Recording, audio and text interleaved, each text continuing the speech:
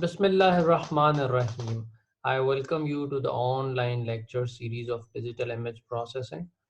Today is our lecture number 12, and in today's lecture we will going to discuss first about the assignment question number 2, and I have already given you the almost 80% solution of question number 1. So let's get started with the question number 2 first, how you are going to attempt it, and then we're going to see the lectures.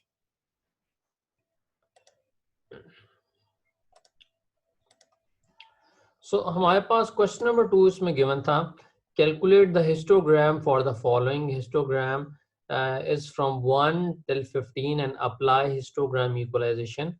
And third part is apply matching histogram with the given histogram. Note, fill the question mark with your registration number as per following. So I am presuming that my registration number is 2. So I will going to fill these question marks with 2.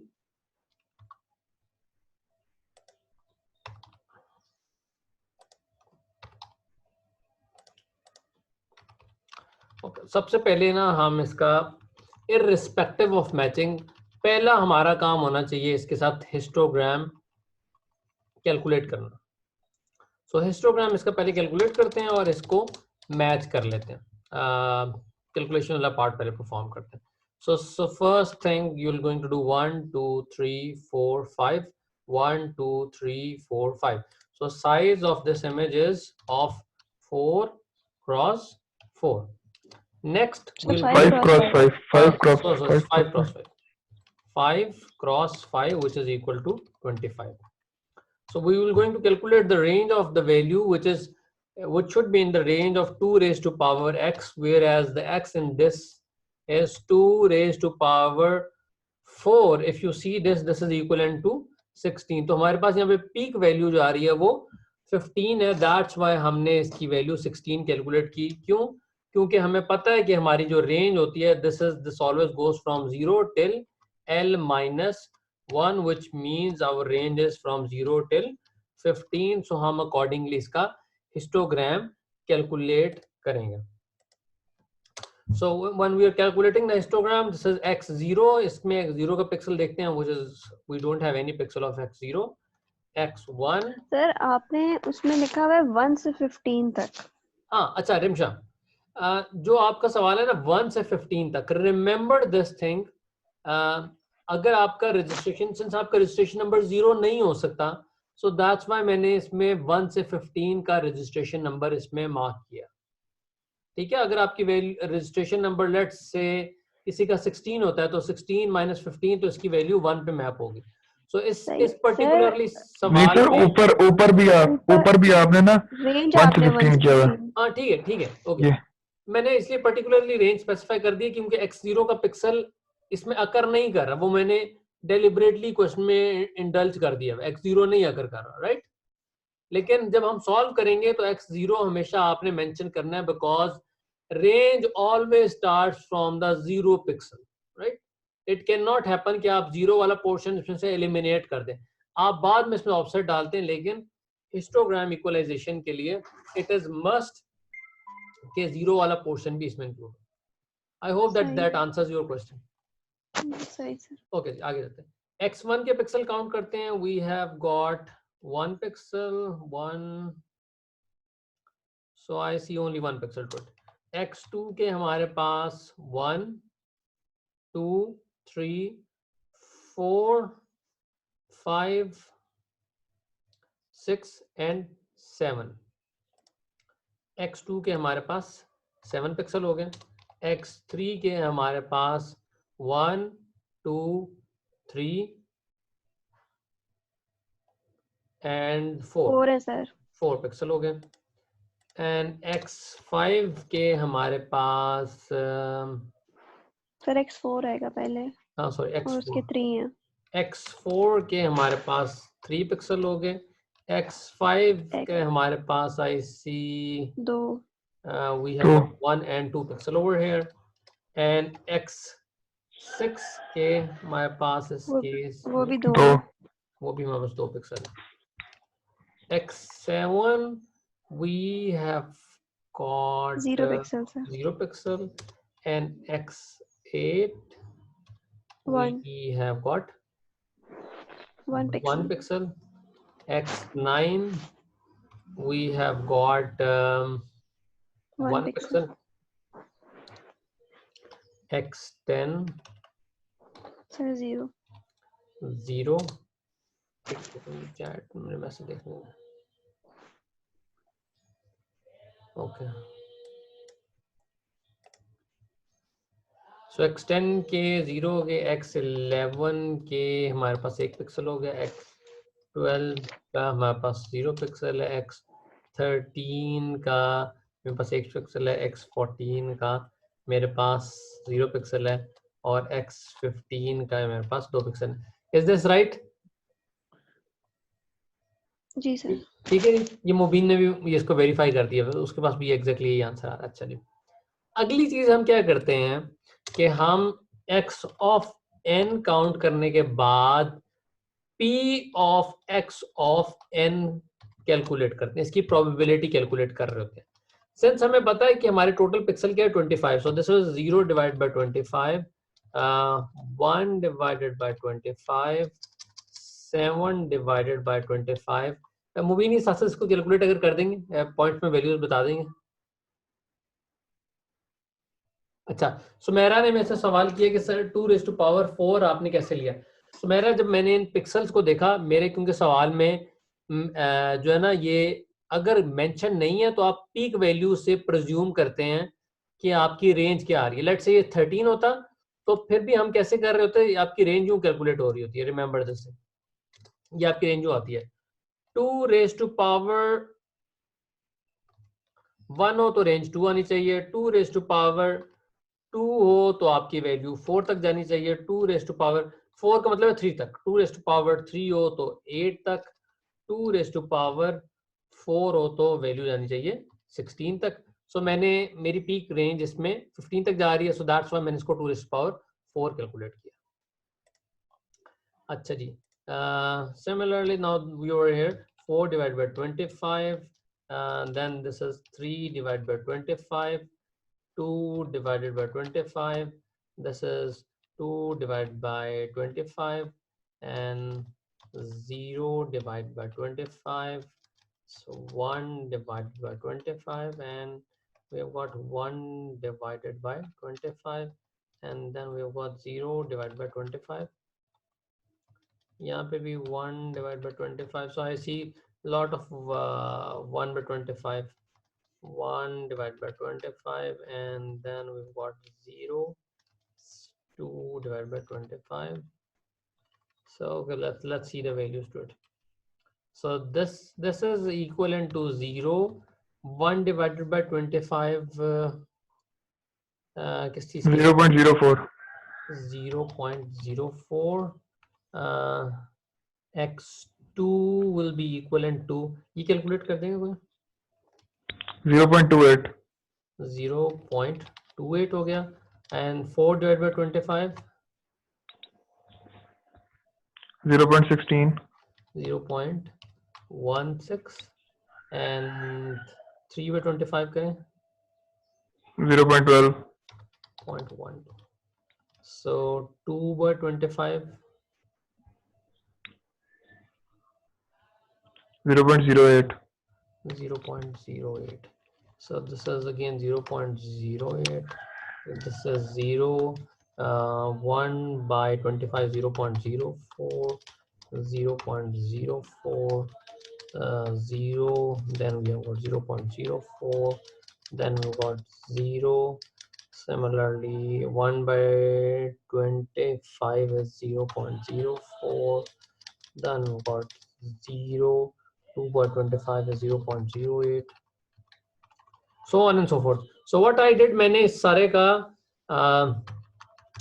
Value मैंने calculate कर ली जो मेरे पास इसका जो probability थी. So next हम इसका g of n calculate करेंगे, जो हमारी इसके कॉम्युलेटिव फंक्शन है. सो दिस इज 0, ये किस चीज के इक्विवेलेंट हो जाएगा? This is 7 multiply with 0.04. So this will going to give me, एक मैं कैलकुलेटर साथ खोल लूं। तो यहाँ पे भी 7 से मल्टीप्लाई करेंगे, यहाँ पे नो 15 ये से करेंगे। 25 से मल्टीप्लाई होगा, sorry I am so much used to नहीं, दिस इज 15 से सर, से नहीं होगा सर? 15 से नहीं होगा सर मल्टीप्लाई। दिस इज 15 से मल्टीप्लाई होगा, क्योंकि आप पीक रेंज के अकॉर्डिंगली मल्टीप्लाई कर रहे होते हैं, ठीक है। Yes sir. सही।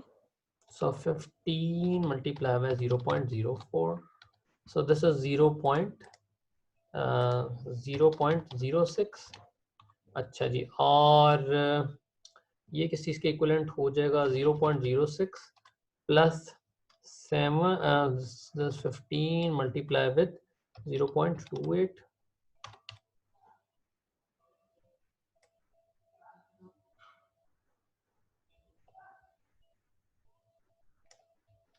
x1 x2. अच्छा मुबीन, ये जो वैल्यू आपने सेंड की, मुझे इसमें थोड़ी सी मिस्टेक लग रही है। खैर anyways we will calculate out. 0.15 multiply with 0.04, this give me 0.06. So this is not 0.00, नहीं, ये 0.6 आ गया। 0.6, वो it's very big number. 15 multiply by 0.04, 15 multiplied with 0.04, 0.6, 60% value तो यहीं पे कवर होगी। चलिए देखते हैं, 0.6 आ गया, और 15 multiply with 0.28 plus 0.6, 4.8. This is 4.8. So next is 4.8 plus 15 multiplied with 0.16. 4.8 plus 15 multiplied with 0.16, 7.2. So this is again for 7.2 plus 15 multiplied with 0.12, 9. 7.2 plus 0.12 multiply with 15, which will going to give me value equivalent to 9. So next we will have 9 plus 15 multiply with 0.08. So this is 9 plus 15 multiply with 9 plus 15 multiply with 0.08. This is 10.2. ये कोई साथ verify भी कर देगा? 9 plus 15 multiply with 0.08. So this is 10.2. So next we will have 10.2 plus 10.2 plus 15 multiply with 0.08, which is equivalent to 10.2 plus 15 multiply with 0.08. This is 11.4. So this, ये अच्छा, अब ये वाली वैल्यू देखें। So x7 की वैल्यू भी सेम रहेगी previous value के, because of the value.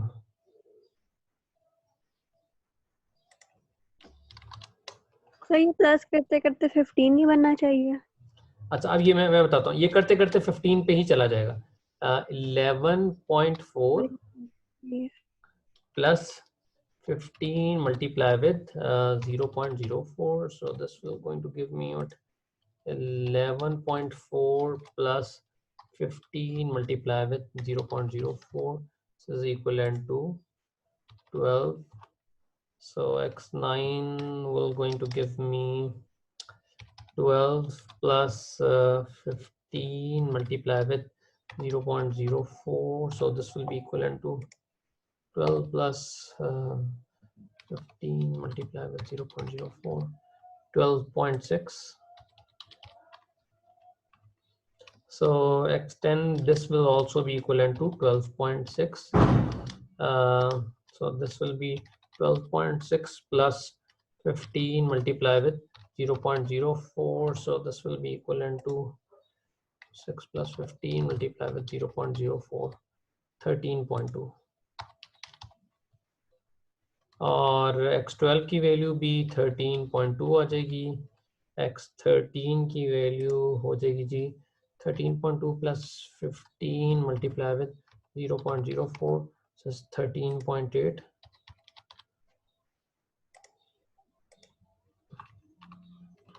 So next will also be equal to 13.8. So this will be 13.8 plus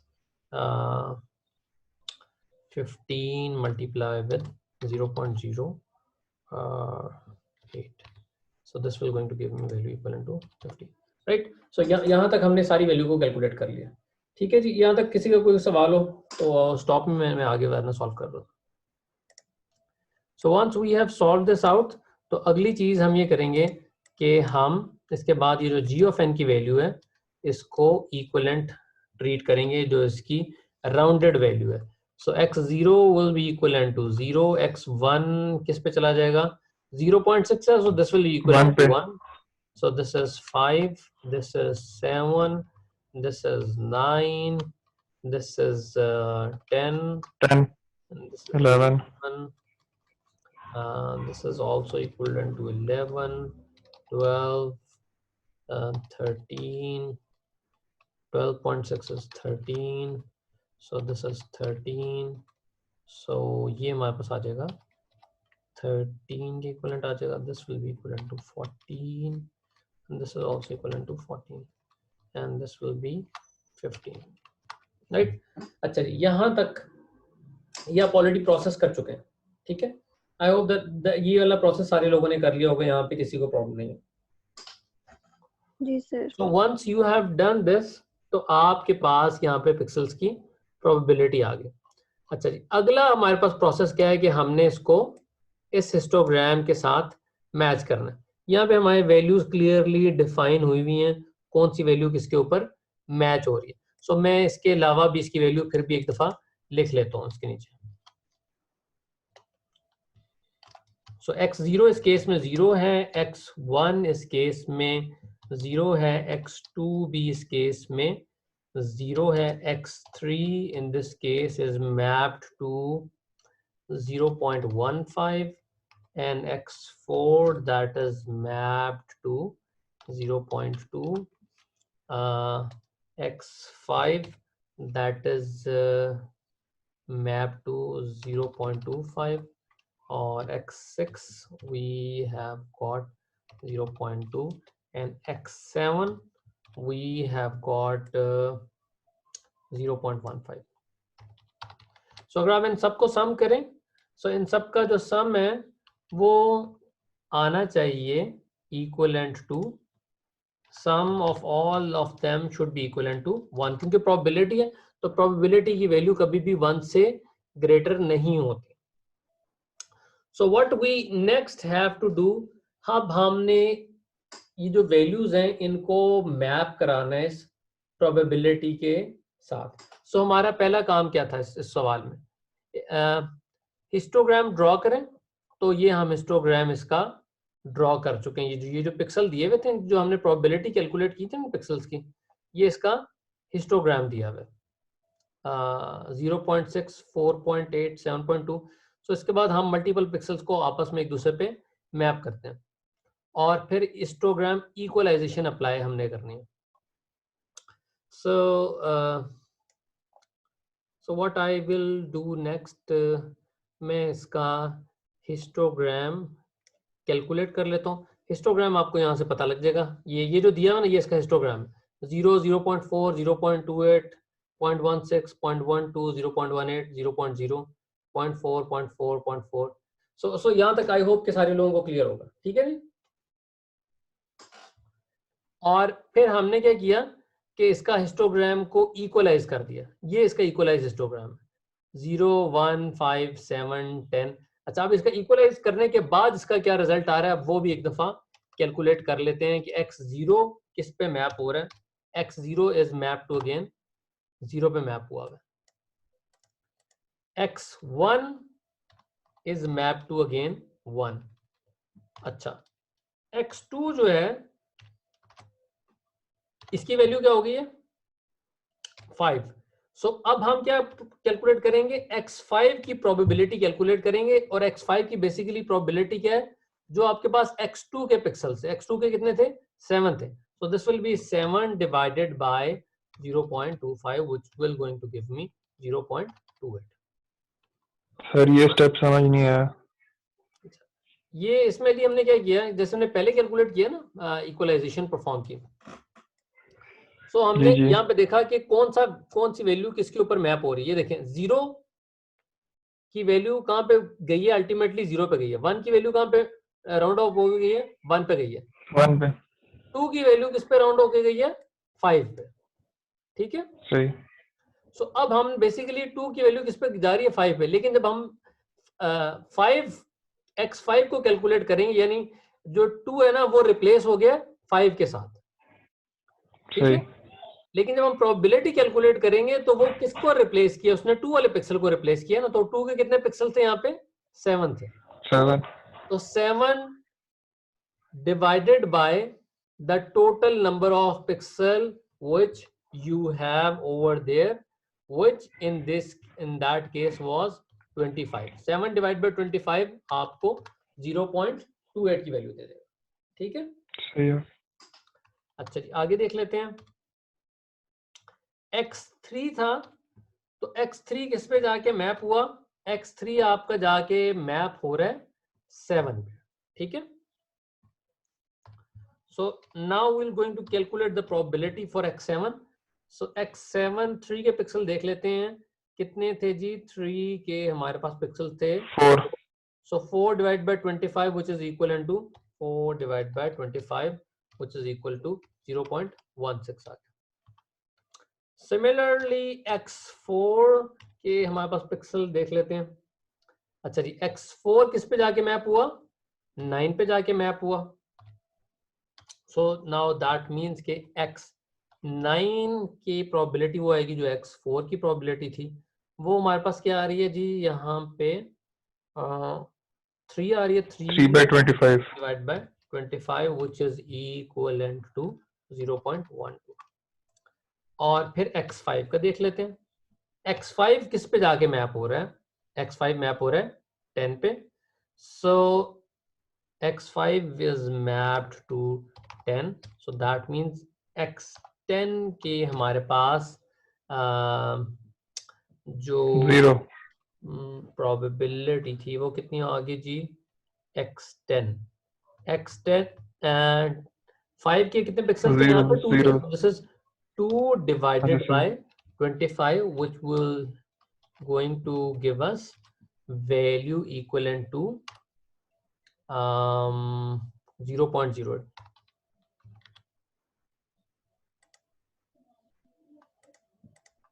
अच्छा जी, उसके बाद x6 का कैलकुलेट कर लेते हैं। सो x6 किस पे जाके मैप हो रहा है 11 पे। अच्छा, now this is little tricky to it because अब x11 पे ना मल्टीपल पिक्सल मैप हो रहे हैं। सो मैं यहाँ पे इसको रोकता हूँ, x7 मैप हुआ है 11 पे, और इससे नीचे वाला भी देखें x7 ये भी जाके मैप हो रहा है 11 पे, ठीक है। सो 2 पिक्सल इसके ऊपर जाके मैप हो रहे हैं। सो x11 की जो प्रोबेबिलिटी है वो किसके इक्विवेलेंट आएगी, जो x6 के पिक्सल थे वो कितने थे यहाँ पे हमारे पास 2 थे, प्लस x7 के कितने पिक्सल थे वो थे। So in what I have done, x11 की जो प्रोबेबिलिटी कैलकुलेट की है वो x6 के जो पिक्सल थे p of x6 plus p of x7 से मैंने इसको कैलकुलेट किया, विच इज 2 पिक्सल थे और दूसरे के 7 थे। So this is equivalent to 2 by 25 which is 2 by 25 which is equivalent to 0.0 8 के इक्वलेंट आ जाता है। सो एक मिनट, मैं इसका बॉर्डर इंक्रीज कर दूं वर्ड में।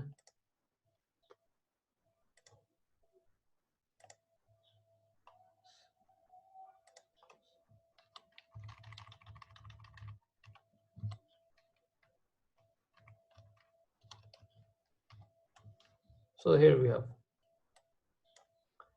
अच्छा जी, यहां तक इज इट ओके? अली समझ आ गया यहां तक? जी सर। ऑलराइट, सो x इसका मतलब है कि x6 की भी सेम प्रोबेबिलिटी है और x11 की हम ऑलरेडी कैलकुलेट कर चुके हैं। सो x11 is 0.08। So basically x6 भी इस पे जाके मैप हो गया और x7 भी सेम के ऊपर ही मैप हो गया, यानी x11 ने इन दोनों को ऑप्ट कर लिया। अच्छा, अब देखते हैं x8 को। So x8 is basically mapped to 12। So in other word x12 की प्रोबेबिलिटी आपके पास क्या हो जाएगी? सेम x8 की प्रोबेबिलिटी के इक्वलेंट आ जाएगी, विच इज 1/25